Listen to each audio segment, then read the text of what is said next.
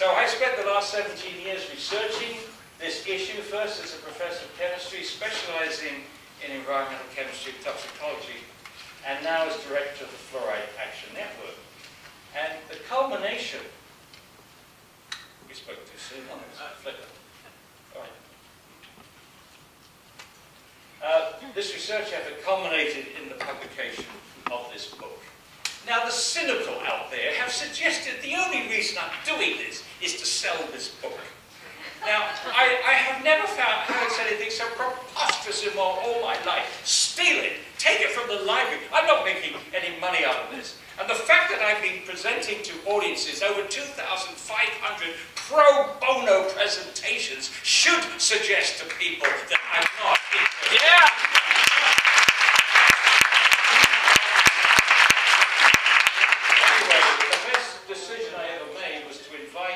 Both James Beck, an MD, PhD physicist from Alberta, and Spenny Midlam, a biologist trained at Oxford and taught at Edinburgh University. These two men got the tone right. They understated everything. They avoided any kind of a personal attacks. They kept me in line, really, because I tend to be a bit of a street fighter. I say what I mean. Anyway. Every single fact is documented. There are 80 pages of references to the scientific literature. It's been out now for 2 years, just over 2 years. There has been not one single written scientific response to this book. The proponents have not sat down and written out a response to all the arguments that we've raised. Now imagine the tables were reversed and the proponents, the ADA or whoever, had come out with a book which says the case for fluoride and published it. We would have, within a couple of weeks, we would have responded chapter and verse to everything that they had to say. But they have the power to ignore us.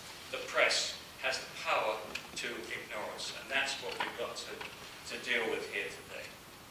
So what I've been talking about is, first of all, trying to convince you that fluoridation is a poor medical practice, that the evidence that it actually works is extremely weak, it poses unacceptable risks, and I will try to answer the question why health agencies and professional bodies continue to push fluoridation even though the science is so weak. I will talk about better alternatives for fighting tooth decay, and I shall also discuss how we can end fluoridation here in San Francisco.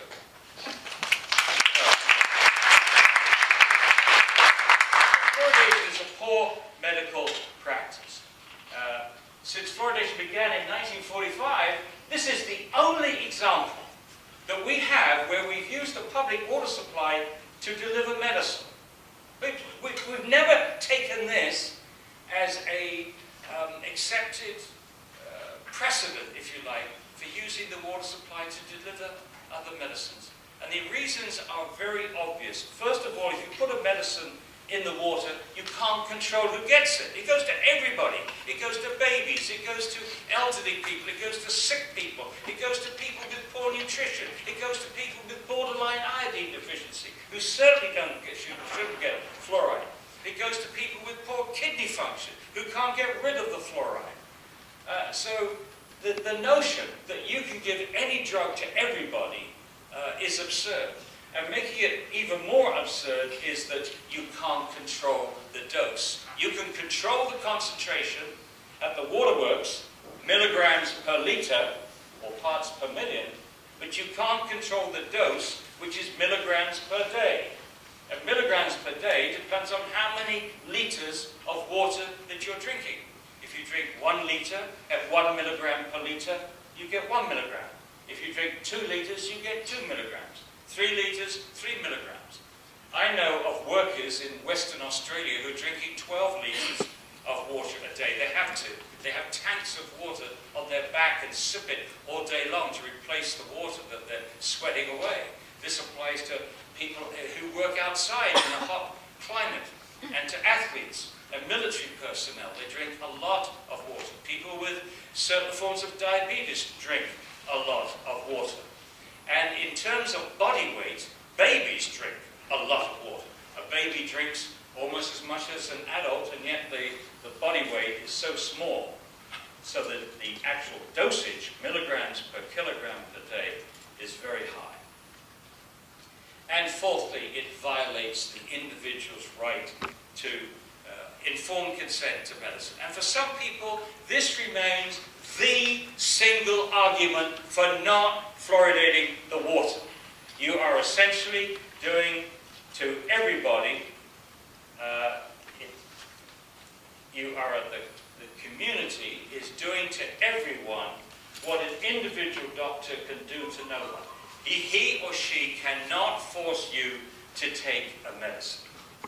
He can advise you to take a medicine, but he can't force you to take it. And if he or she was to try to force you to take it, then he could be or she could be in trouble. And yet we're allowing the whole community to do this to everyone. No US health agency is monitoring exposure. No health agency in the United States has ever taken on the task of comprehensively measuring the fluoride in our blood, in our urine, in our bones as a function of how long we've been drinking fluoridated water. We're flying blind, and very little has been done into monitoring health effects. Very important, fluoride is not a nutrient. To demonstrate that a substance is a nutrient, you have to starve the animal of this substance in its diet and demonstrate that a disease accrues. No one has ever done that. No one has ever shown that there's a deficiency disease caused by lack of fluoride. Never been done. Tooth decay has nothing to do with the lack of fluoride. It has much more to do with too much sugar, not lack of fluoride. And here is something which makes this whole thing so bizarre. There's not a single process in the body that requires fluoride. Not one. There's not one biological mechanism, enzyme, protein, or what have you, in the body that's been shown to need fluoride. And yet, at the same time, there's been shown many times that fluoride is a very toxic substance. It interferes with many fundamental biological processes, including, by the way, I'm sorry, I've jiggled this camera here. If anybody wants, are you just getting the sound? Yeah. Okay, that's right. All right. So the first opponents of fluoridation in the United States were biochemists. Biochemists in Wisconsin who were appalled at the dentists running around trying to put fluoride in the water. This is in the late 40s, early 50s. And one of the biochemists that opposed fluoridation was Professor James Sumner at Cornell University, who got the Nobel Prize for his work on enzyme chemistry. And he says, you don't want fluoride anywhere near your body. Fluoride poisons enzymes. That's why animals and human beings get sick, because their enzymes are poisoned. So, think about it. You're taking something into the body that no one's ever demonstrated there's something that in the body that needs fluoride. We'll get to the teeth later on. And yet, at the same time, there's something that can harm the body. That really is not a very sensible thing to do. Now, the chemicals used to fluoridate the water supply, this comes as a surprise to many dentists, are not the same pharmaceutical-grade chemicals that we use in dental products. We use the liquid from the wet scrubbers on the phosphate fertilizer industry. To make phosphate fertilizer, you take phosphate rock, which is insoluble in water, and treat it with sulfuric acid, concentrated sulfuric acid.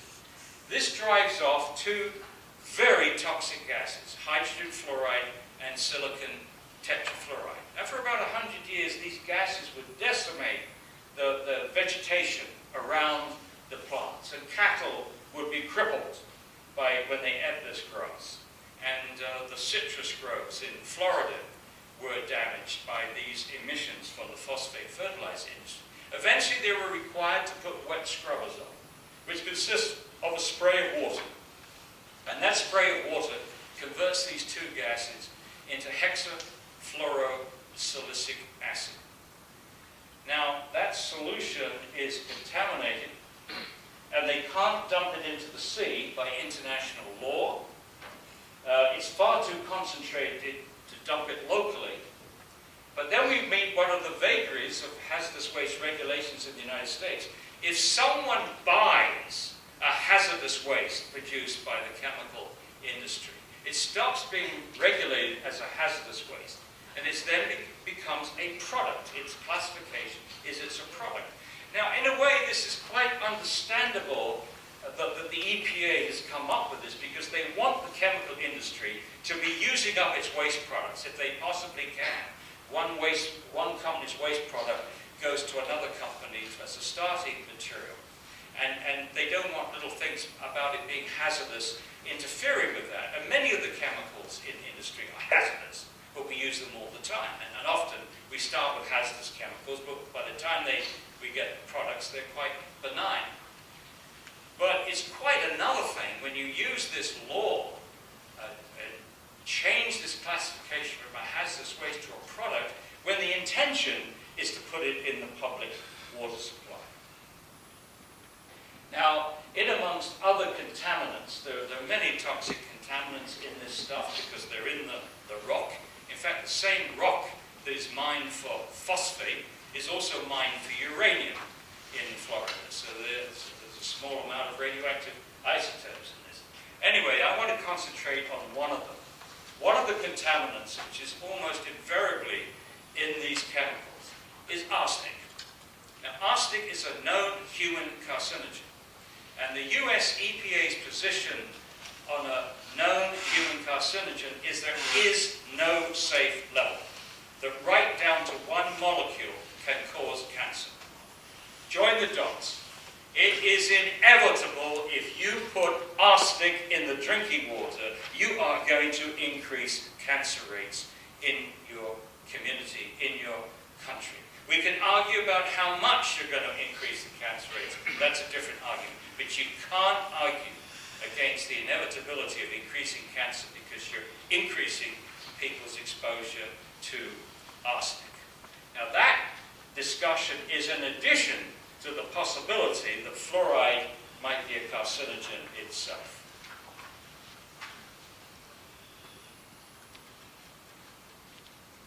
Now, the thing that 17 years ago, July the 6th, 1996, convinced me that this was a stupid idea was the level of fluoride in mother's milk.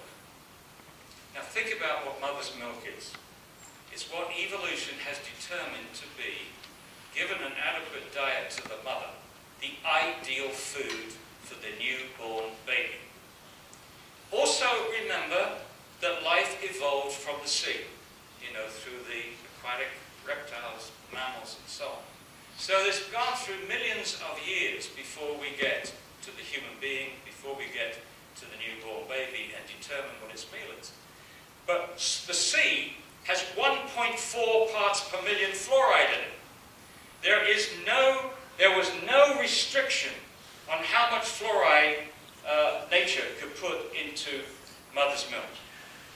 But what did she do? The level in mother's milk is 0.004 parts per million, according to the National Research Council. So is that including women who are drinking fluoridated water? Okay, that's a good question. That is the level in a woman in a non-fluoridated community. Okay? A woman in a fluoridated community, it might double. It might go up to 0.01 parts per million. It doesn't go up dramatically, but it is increased. Now, what does this mean? In the United States, we fluoridate between 0.7 and 1.2 parts per million. Let's take the lowest level. The lowest level there, 0.7 parts per million.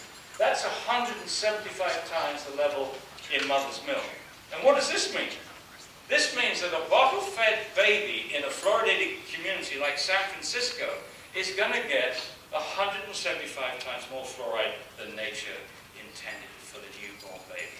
I maintain that that is reckless, knowing that we don't have anything in the body that needs fluoride, and that we know that fluoride can harm basic biology in the human body.